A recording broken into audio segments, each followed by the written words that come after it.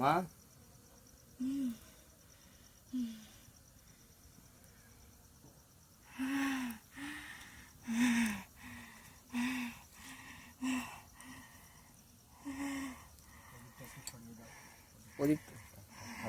কেন কষ্ট হবে?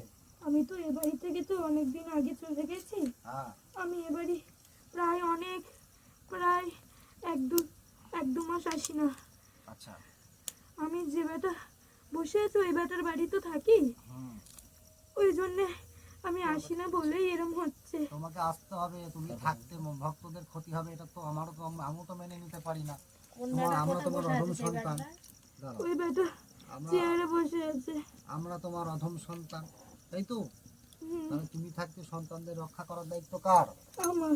তাহলে তুমি থাকতে কেন ক্ষতি হচ্ছে? এই যে মেয়েটার এত প্রবলেম হয়েছে, বানবিদ্যা মেরে রেখেছে, চালান করে রেখেছে, পৈশাচিক চালান, তাহলে একে তো সুস্থ করতে হবে। হ্যাঁ। তাহলে আজকে তো তোমার এই সন্তান এসছে, হোমযজ্ঞ করছে, তোমার আশীর্বাদ থাকবে তো?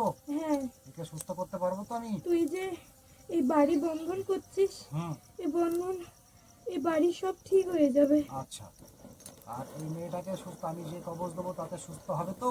আগেই হবে। আচ্ছা, আর ক্ষতি করতে পারবে না তো? না, কেউ ক্ষতি করতে পারবে না। আচ্ছা বেশ, কোনো তান্ত্রিকই ক্ষতি করতে পারবে তোমার না। আশীর্বাদ থাকবে তো আমার সাথে? হ্যাঁ। আর সেই তুই আশীর্বাদ করো। এসেছিস, আমি খুবই খুশি হয়েছি। আচ্ছা, আমি কেন দেরিতে আসি জানিস? কেন? আমি তোর ওখানে থাকি বলেই আমি দেরিতে এখানে আসি। আর তুমি আমার মন্দিরে আছো তো তুমি হ্যাঁ, সবসময়? আমি তো ওখানে সবসময় তো থাকি। আমি এখানে দেরি করেই আসি এর কাছে। আচ্ছা, শিব চতুর্দশীতে যখন আমার পুজো পাঠ হবে সেখানে তুমি বিরাজমান থাকবে তো? হ্যাঁ। তোমার আশীর্বাদ থাকবে তো? এত বড় পুজো পাঠ তো আমি করছি। হ্যাঁ। আর তুমি থাকতে আমার আর কি বলার আছে? আমার পিছনেও তো সবাই শত্রুতা করছে।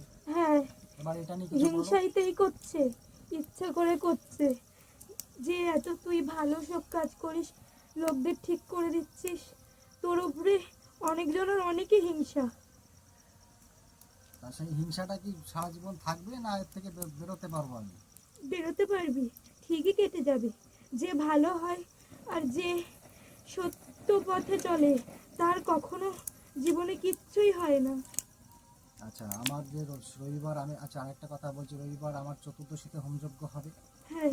আর সোমবার সারা রাত মায়ের কালী পুজো সারা রাত হ্যাঁ, আমি তো ওখানে তো উপস্থিত থাকবো। উপস্থিত থাকবে।